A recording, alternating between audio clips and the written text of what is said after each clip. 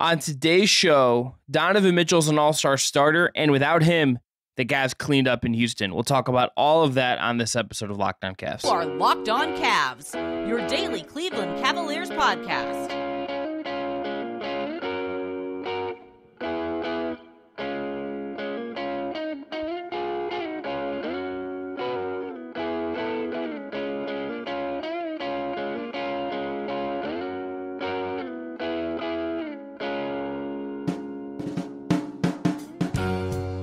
All right, today's episode is brought to you by LinkedIn. LinkedIn Jobs helps you find the qualified candidates you want to talk to faster. Post your job for free at linkedin.com/LockedOnNBA. The music you heard on the way in, it's from our friends at AllStar Radio. Check them out on Apple Music or Spotify. I'm Chris Manning, covering the Cavs and the NBA at large for places like Diamond UPROXX, SB Nation's Fear the Sword, and the just launched Just Basketball podcast. Subscribe to that. That man over there is the proprietor of Down Euclid. He's Evan Dammarell, Fire Emblem playing king himself. This episode game. That's what you say. Full disclosure, it's a fun game. I'm respecting your interests. I love me a turn-based RPG / dating sim, so it's been fun. Yes. All right, and this episode is as always produced by the one and only Jake Stevens. Evan, let's start with Donovan Mitchell being an all-star. This is, I think, the big news of Thursday. He is a now four-time all-star. A all-star starter is voted by the fans, the media, and the players in different breakdowns. In his first year with the Cleveland Cavaliers, he will be an all-star starter in the East. Among the other players in the Eastern Conference voted in as all-stars are Giannis Antetokounmpo, who will be one of the captains. Pulling up the rest of the list really quickly. Kyrie Irving, Kevin Durant, and Jason Tatum. In the Western Conference, it is LeBron James, ever heard of him, Luka Doncic, Steph Curry, Nikola Jokic, and Zion Williamson. This game is in Utah. Again, we will see if Donovan Mitchell ends up playing. Here is a quick interview he did with Bally Sports' Serena Winters about being named an all-star starter. Friend of the program, Serena Winters as well. That's right. This video courtesy of Bally. Donovan Mitchell, four-time NBA All-Star, and now you're adding starter to the resume. How does just having that starter title differentiate itself? It's one of the things where you're appreciated, by your peers, the media, and then also the fans. So I appreciate the fans for voting me in and getting me in there. And it's just it's just the level of play. Like I said, I wouldn't be here without my teammates, my coaches allow me to be who I am. And, we got some work to do as a group to continue to get to where we want to get to. But, as far as me personally, this is a great benchmark, to have and hopefully continuously stay here for the rest of my career and keep on winning. Evan, Donovan Mitchell, I think, fully deserves this. I think among the East guards, like you look at the voting breakdown, him and Kyrie Irving are tied in their spots. I think Mitchell's been the best guard in the East this year, flat out. He's playing at an all NBA level. This is well deserved from him, and I think this is like a just place for him to end up in the All-Star voting and to be a starter in Utah. It's also wild to me to think that this is the first time Donovan Mitchell is an all-star starter in his career. The other times he's been in the all-star game itself, he was a bench player. And I think that's fascinating. As you said, like him and Kyrie Irving were virtually tied in terms of just like the weighted score, with Kyrie getting number one in fan votes and player votes, and then fourth in media votes, with Donovan being the top player from the media votes available and then finishing second player rankings. So this is well-deserved honors for sure. He has been by and far Cleveland's MVP. I think he has been worth everything the Cavs paid up and then some, and it's going to be fun to see him back out there. I think the new drafting format's going to be fascinating for those who don't know.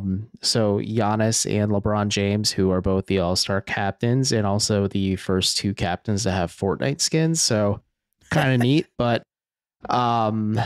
so the day of, or the moment of the game, like prior to the game, LeBron and Giannis will basically pick the players and pick their teams, which just kind of adds a little bit of suspense and excitement to it. So we'll see what happens. So like for now, in theory, Donovan Mitchell is an Eastern Conference starter, but he'll be a starter for either Team Giannis or Team LeBron come All-Star game time in mid-February or so. So the other thing I think this leads us to, Evan, is let us wonder who the other players in the East will be. And obviously, will any Cleveland Cavaliers make it into the All-Star game? I think if I were to say today, who if I were to say who's the Cav most likely besides Darius Garland to be an All-Star this year, I think it has to be Darius Garland. I think there are cases to be made for Jared Allen and Evan Mobley. I don't think there are strong of cases at what has happened with Garland. I don't even necessarily know if Garland's going to get it. I think he's going to be competing against guys like Tyrese Halliburton and Jalen Brunson, and like the East guard pool is very stacked, and there's been a lot of guards, but I think Garland's play of late has been the best he's played all season. I think his ability to manage games and just be so trustworthy with the ball is one of his best characteristics when he's at his best, and that is something that has really shown through the last several weeks. And if it's me and I'm thinking about this, and I'm thinking about who could else be in there, to me it's Garland. And Donovan Mitchell himself went to the post-game interview with Serena Winters and yelled, "Put Darius Garland on the All-Star game." If anyone else is going to make it to Utah with Donovan, I think it's probably going to be Darius at this point. Yeah, I agree with you. And I think this is no indictment of how Jared Allen and Evan Mobley play. I think Evan Mobley just not having that offensive leap that many of us had hoped for kind of skews it. But also, outside of Durant, Tatum, and Antetokounmpo, who are the three starters in the front court, Evan Mobley and Jared Allen have to go up against Joel Embiid, Jimmy Butler, Pascal Siakam, Bam Adebayo, Julius Randle, who cooked the Cavs, as many know, the other night. Like, there's a lot of horses in this race. Like, you can make an argument for Paolo Banchero, who finished actually 5th in the media rankings for front court voting. So, like, there is some merit to a lot of guys just being an all-star this year.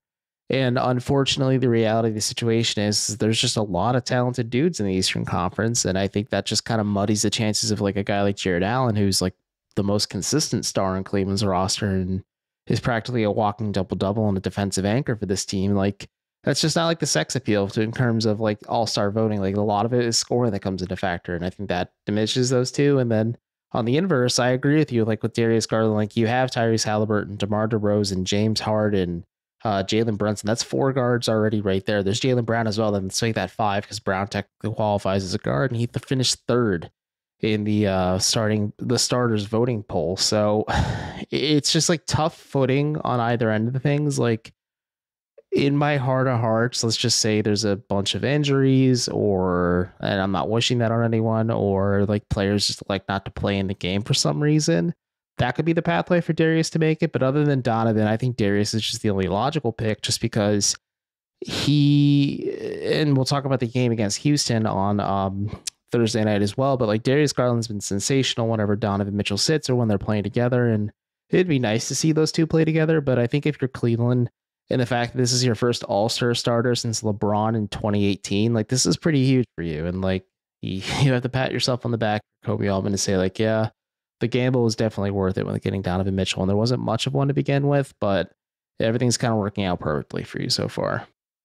Yeah, to finish just on Mitchell, who did not play on Thursday against Houston due to the injury he's aggravated, suffered, whatever the vernacular is, against the Knicks the other night. Career best 28.3 points on the season so far. He's playing 36.2 minutes a game, which is also a career high, shooting 48.1% from the field, 39.6% from 3, 55.6% on 2s, shooting 86.9% from the line to go with 4.8 assists, 4 rebounds, just 2.9 turnovers per game.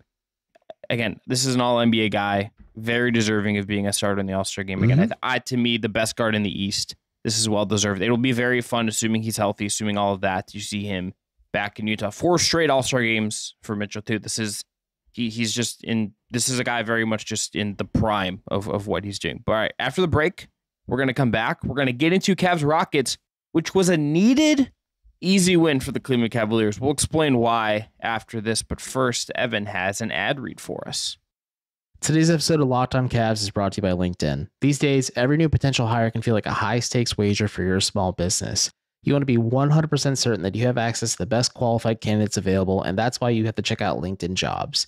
LinkedIn Jobs helps you find the right people for your team faster and for free. All it takes is filling out the right information and clicking a few buttons, and you'll be searching for that great team member in no time at all. Then you can just add the purple hashtag hiring frame to your LinkedIn profile and spread the word that you yourself are hiring. Simple tools like screening questions make it easy to focus on candidates with just the right skills and expertise, so you can quickly prioritize who you'd like to interview and hire. Finding the right team member is paramount to ending the year strong, or starting the new year strong, rather, and you have to do have to have the right tools to do it, and LinkedIn is that proper tool. It's why small businesses rate LinkedIn Jobs #1 in delivering high-quality hires versus leading competitors. LinkedIn Jobs helps you find qualified candidates you want to talk to faster. Post your job for free at linkedin.com/LockedOnNBA. That's linkedin.com/LockedOnNBA to post your job for free. Terms and conditions, as always, apply.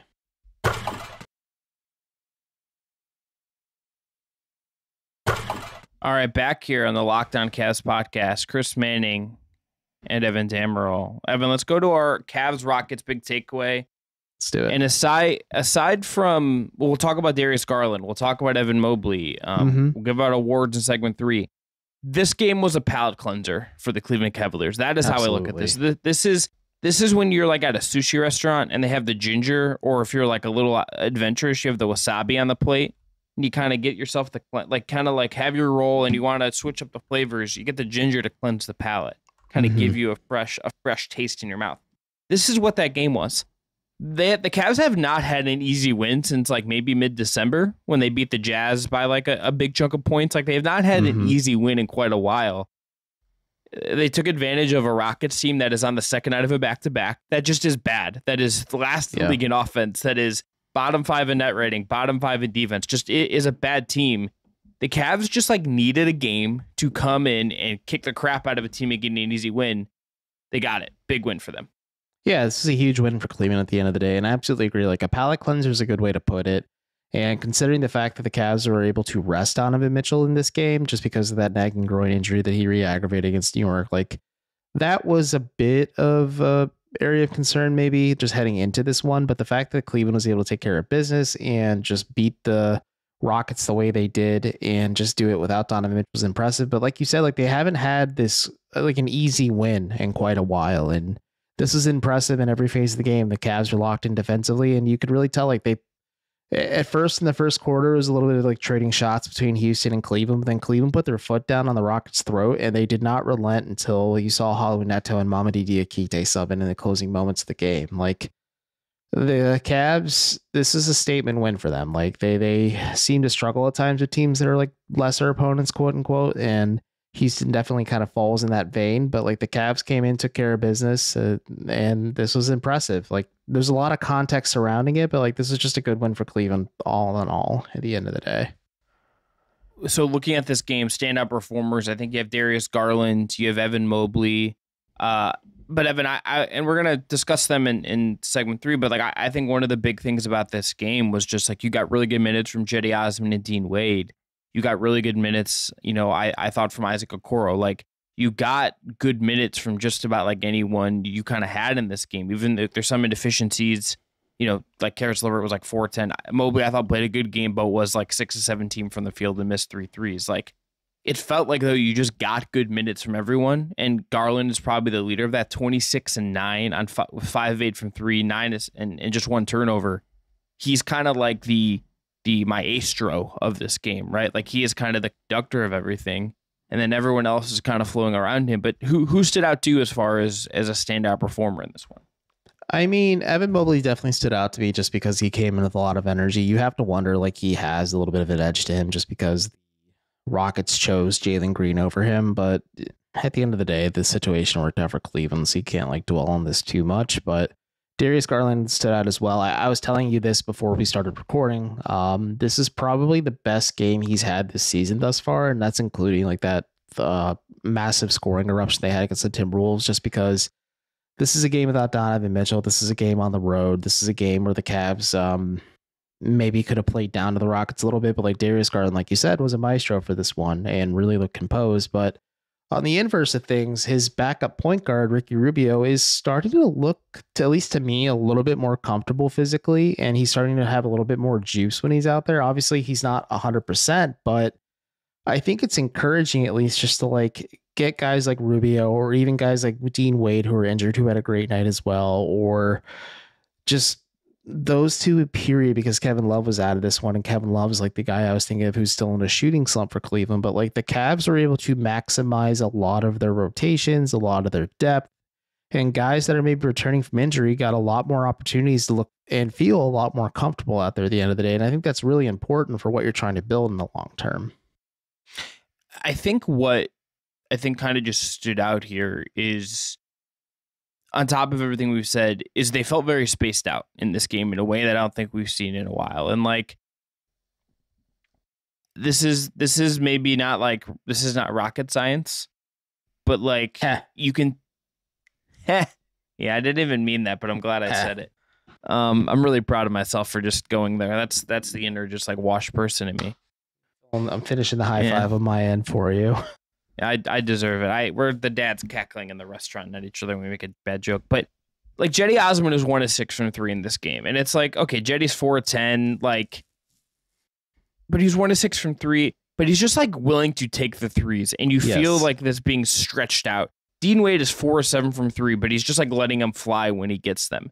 Like, to his credit, Karis LeVert is like taking a bunch of threes. 6, yeah. Like, yeah. He's like, all year he's been taking them. And it's like, Lamar Stevens played 10 minutes. There are going to be games where you play him minutes, but it's just like tilting Jetty Osman from playing 3 minutes the other night to 20 plus here, to Dean Wade being healthy enough to play 22, getting Kevin Love his minutes, and Kevin Love would be kind of the same spacing thing. Isaac Okoro's improvements, and just, he makes a 3 in this game and has a nice drive and finish from the corner in this game that is growth for him. You just like feel that like when they leaned into the personnel that they have, which is limited in terms of this, but they played the guys that allow them to be stretched out. And I guess, again, this is a bad team. The Rockets stink. Yes. We can't look at this and say that the Cavs have like solved everything and fixed everything based off of this win. But you can look at this, and I think you can look at the lineups and you can look at the process, and like, this is the best kind of shape of some of your lineups I think you can have with this group of persons. Like Mitchell will help. Love, I think if he's healthy, can help. But like these, like Osman at 20-something minutes feels right to me. Dean Wade getting 20-something minutes feels right to me for just the stretch alone based on this roster. So can I fire off a semi-hottish take to you with regards to Kevin Love? So for those who may not know, if they didn't watch the game or just get any updates, Love was out tonight Thursday night against Houston with back spasms. And like Chris said, like you saw Jetty Osman and Dean Wade soak up a lot of those minutes that Kevin Love usually gets within the bench rotation. And I wonder if this kind of just like this, the Rockets are bad. Like, let's be frank, they're objectively a bad team. So it's hard to take like a full litmus test of what this team has. But if Dean Wade looks more comfortable with like consistent minutes, just because Kevin Love's shot isn't falling, or maybe like, hey, Jetty Osman's at least firing them and he's sometimes making them. Maybe JB Bickerstaff leans more on those two and gives Love less minutes when he's finally back and kind of not dealing with those back issues, just because that thumb is just such a detriment to Cleveland and they need that spacing at the end of the day, like you said. And look, maybe just let Love get healthy. That's also very fair. Like, just let him get fully healthy and 100%, because it is clear that the shots aren't falling, and maybe he isn't that 6 man of the year guy like last year, but the thumb is having a clear impact on how he's able to just play on a nightly basis for Cleveland. Yeah, and look, they just need the stretch. Like I think Lamar Stevens provides you some things that are useful. I think, honestly, like in the way this roster is constructed and just the need for a stretch in this NBA, like I think this is kind of the you have to maybe like I think playing him and Okoro together is just like a crazy decision. I think him playing with both of the other bigs is a crazy decision, and I think particularly when it's Evan Mobley at the 5. I think with Mobley at the 5 in particular, go stretched out as possible. Like the lineups where they have played quote unquote small ball with Mobley at the 5 and things have looked really good. What is this face? I'm going to text you a picture to the LOCKEDON group chat because Dean Wade got the junkyard dog chain. And Evan Mobley's just like non-discriminate reaction to giving the chain up to Wade has just made me laugh. He much reminds me of Delly shaking hands with LeBron. Yeah, Delly... Mobley has some like just chill, extremely chill vibes. But look, I think they just got to lean into the stretch.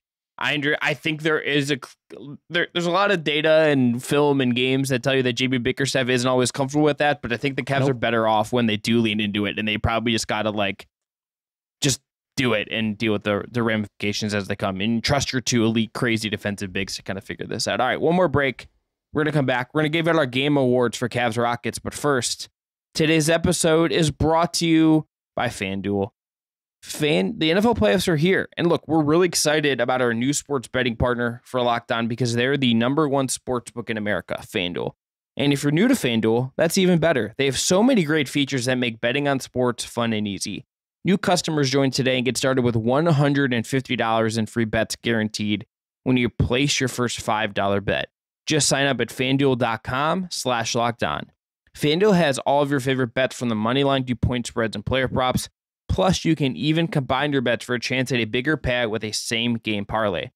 If we're looking ahead to this weekend in the AFC and NFC title games in each conference, you've got the Chiefs favored over the Bengals by 1.5. I think I might take the Bengals there. And you've got the Eagles against the 49ers, where the Eagles are 2.5 favorites. Look, Joe Burrow, Athens, Ohio. You know where I'm going, Evan. You know me. My brand is very specific.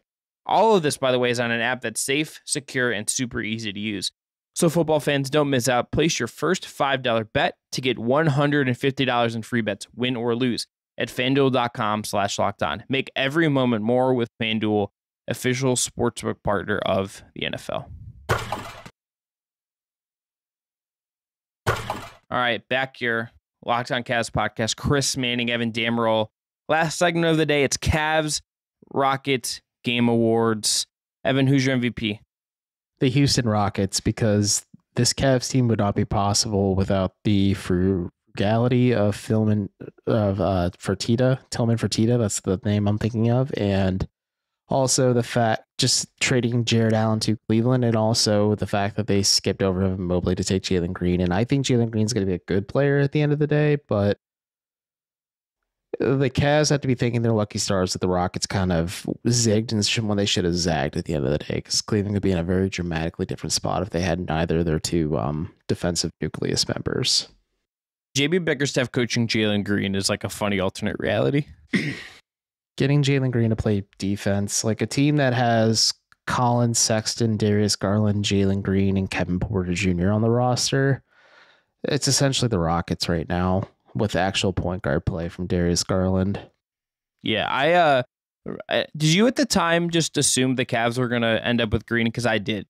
That was like my assumption when the lottery odds came through. I assume so, but I think Green had enough intrigue at least. But Mobley, just like for me, I'm like, okay, this is clearly like the best or the second best player, depending on who you asked. But like the Pistons taking Cade made absolute sense at the end of the day. But it's just, the Cavs are thinking they're lucky stars that Houston zigged instead of zagged. That's all I can really say. It's just like, I think the Rockets will be fine if they add a point guard to their roster. They'll be a lot better off, honestly, if they added like a couple competent point guard plays to the roster, but they'd be in a very dramatically different spot if like their front court was Evan Mobley and Sengun. It'd be still not a ton of winning basketball, but it'd be a lot more fun to watch than what we witnessed from the Rocket side of things tonight. Yeah, or if they even take Sengun, because like it's just because they Mobley the same draft class, so it's wondering if you take two bigs in that class. But Evan, let's go to my MVP, Isaac Okoro. I could think Darius Garland is objectively the correct pick. I want to just like say that for the record, like 26-9. Happy birthday to Darius Garland. But like Isaac Okoro put Jalen Green in prison. Oh yeah, put him in absolute lockdown. He was Isaac Okoro was locked on Jalen Green. Pew pew pew branding. But he makes a three. He has a drive in and one off the corner from a layup. Like he's just like continuing to do this stuff we really like. And the defense he played on Jalen Green after the game, the defense he just played on Jalen Brunson the other night. This guy's just playing well right now. I know some of the overarching data and like lineup data in particular doesn't exactly always tell you that like he is a useful piece to this team, but like even on nights like this, and this was not the case at the beginning of the year, this was not always the case last year. He even on nights where he is 1 of 2 from 3 and like he's not doing a ton on offense, you can feel him providing some and doing a ton on the other end, and that's a big step forward for Isaac. I am just in on him being a good player right now, and I can only say this so many times. Evan, go ahead. He was great, and the defense is great. I think this is a game where you don't need him to be super impactful offensively because he was given a clear assignment, which is there's no Kevin Porter Jr. Jalen Green is pretty much their only offensive creation on the perimeter. Isaac, just go lock him up for the entire time they're on the floor together. And like Green could not get a single thing going tonight because of Isaac Okoro's efforts. Like it was A+ stuff. And I agree with Chris. Like he's been sensational since the calendar switched over to 2023. Yes. All right. Let's go to our plays of the night. Evan, I'm going to go with a Jared Allen dunk. I think we had the same play. Is this the one where he... So it's like the open a play where he post Rice Sengun. So they gave him... He gets the ball like the elbow and they just sagged off of him. And instead of taking that like... Okay. So instead of taking the mid-range shot, which he made it a decent clip last year, but it's kind of like you can see teams giving it to him lately and he's not totally trusting it. Instead, what he did here is he puts the ball on the floor and just absolutely crushed the ball at Alperen Sengun's head and just was like, you can't stop me. You have no shot at defending me at the rim. And he just absolutely crushed the dunk on his head. Just like Jared Allen, that mid-range shot, you hope it comes back. It's a good thing for him to have in his tool belt. But like if he can, if his handle can be good enough where he can take one dribble and try to dunk on people or get to the line, that I can also accept that outcome if I'm the Cavaliers. Yeah, I think you have no choice but to accept that outcome at the end of the day, just because it was a sensational play. And that's all it was. It's just like Jared Allen has a lot of verticality to him. And I think the fact that the Cavs more or less stuck to their core offensive strategy of just imposing the will in the paint, like that set the tone. Because and after that play, like there was a lot of finger pointing from the Rockets. And I'm like looking like at this. I'm like, okay, I think Cleveland's got this one in the bag and we're hardly into this game. That photo you sent is a high school dudes taking homecoming photos at age 16. Okay, dude, it's so funny. Yeah, the other play I would say is that Evan Mobley erasing a Jalen Green layup and just like Jalen Green calling for the foul in vain, and that leads to Rubio and to Osman on a fast break. Just A+ stuff. All right, Evan, stat of the night for me, 45. That is the combined number of minutes for Dean Wade and Cedi Osman. We talked about them a lot in segment 2. Mm-hmm. It's really like more like 46, but like the main numbers at 45 and not bad at math.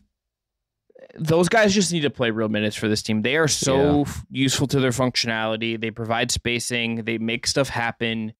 Like, I understand especially Cedi can be a little bit uncontrollable. I understand particularly Cedi. Like, there are some defensive concerns there.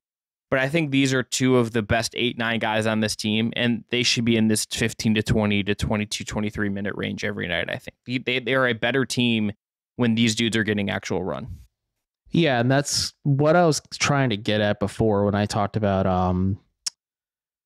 Dean and Cedi just getting minutes over Kevin Love, just because Kevin Love's not giving you anything because he's not a plus defender, and if his shot isn't falling, like what is he giving you? And this kind of goes hand in hand with it. And also, like my stat has a little bit of a correlation of this, at least the fact that like Wade and Osman weren't shy from taking 3-pointers, but it's the fact that, and it goes hand in hand with what you're talking about in the second segment. Cleveland spaced out the floor really well. They were 15 of 36 from 3-point range tonight to Houston's 5 of 21, which is absolutely ghastly looking at that number just right now. But the Cavs shot the ball really well from the perimeter. Darius Garland obviously being a very efficient 5 of 8, and the fact that like they're able to just kind of kill the Rockets from 3-point range, all without Donovan Mitchell out there, is super encouraging. And also just plays off of Chris's stat a little bit there with like, if you give more minutes to Cedi Osman and Dean Wade, you're probably going to get more 3-point opportunities and probably more successful 3-point makes at the end of the day. Evan, let's end on this. Cavs Thunder Friday night, last game of this road trip. Give me one thing. Give the listeners, the viewers on YouTube, one thing to look forward to in that game that pops to your mind. If Donovan Mitchell plays, as Shai Gilgeous-Alexander going head blow to blow with Donovan Mitchell is going to be must-see TV. Like, it's going to be so fun. And even Darius Garland going up against SGA is going to be a lot of fun, too. Like, those are some of the best guards in the league by and far. And, like, the Thunder are just a very fast and fun team. And I think if the Cavs employ a similar defensive strategy tonight, it can slow SGA down. But, like, it's going to be a fun game. And I think the fact that Cleveland was able to rest a lot of their key guys in the last few minutes of the game helps a little bit. Just because this is a Thunder team that should not be underestimated. Well, what are you telling people to watch for? I want to see how the Cavs defend Shai. Like, I expect Okoro to spend a lot of time on that just because, like, that is going to be the wing defender option. And Shai is just having this season that is, I think, frankly, just, like, very impressive. And he's doing it, it's been well documented. I think I can't remember, like, someone at The Ringer wrote a really nice piece about how, Shai is like succeeding despite like he's not taking a ton of threes. He's getting inside. He's making he uses his size to make a ton of shots. inside the paint and make pull-ups, get to the rim, and like it opens up a ton for them. And this is just like a good team. They have a lot of guys on this team that I like. Like I'm obsessed with Kenrich Williams. Like I think Josh Giddey's taking a leap. The Jalen Williams who plays for them is really interesting. I'm a Lou Dort guy. Like there's a lot of guys. There's two Jalen Williams. Well, it's the Jalen Williams who plays in the front court. Without a Y. Yeah. The one who plays in the front court. Technically play in the front court. One's a center, one's a forward. Yeah, there's the one that's good. There's one that's good and plays on. There's one that has spent time like bouncing around a little bit and doesn't play as much. But this is just like a good team. They are currently like they're 15th in offense or 11th in defense or like about they're like 20. Right now they're like they're like in the play-in hunt. Like this is a team that is like pretty solid. And I like a second night of a back-to-back. You probably want to. I assume you want to have Ricky Rubio. That in itself is a concern. The Thunder, in their last they had a 4-game winning streak recently and are 5 out of their last 7 wins with wins. They won at Denver. They beat the Nets. They beat the Bulls. They beat the 76ers. Like they have some good wins under their belt of late. So this has been like a interesting week of Cavs basketball in a lot of ways. The Knicks games and the Rockets games are sort of like completely opposite experiences in terms of like how they went and like the vibes radiating out of them. This game feels like just like maybe like until you get to the Clippers on Sunday, depending on who plays, like maybe like your sternest test in some ways. Yeah, I absolutely agree. And can I put a bow one more time on this Rockets game real quick for the Cavs? Yeah, of course. In tonight's win, this is per the Cavs PR team. In tonight's win, the Cavs scored a season-high 40 points off of Houston's 22 turnovers. That is the most in franchise history since play-by-play began being tracked in the 97-98 season. The Rockets. Yeah, they're a joyless team to watch. And listen to Jackson Gatlin over at LOCKEDON Rockets because he somehow makes it a positive experience despite some of these dreadful games. Because I asked him, he watched this on the reg and he said unfortunately, but I think he's trying to remain positive despite the house being on fire. Yeah, we didn't even mention this. The Cavs did score a season high 74 points in the first half. Like that's their season high for the first half all season. So just kind of dominant easy stuff. win for without Donovan Mitchell of all things. But that is going to be it for Locked On Cavs for Friday, January 27th. I'm Chris Manning. That's Evan Dammarell. Thanks again to Jake Stevens for producing. We'll be back on Monday. Have a great weekend. We'll be back after Cavs Clippers on Sunday. We'll talk about Cavs Thunder then as well. Until then, I'm Chris. Evan. Be well. Peace.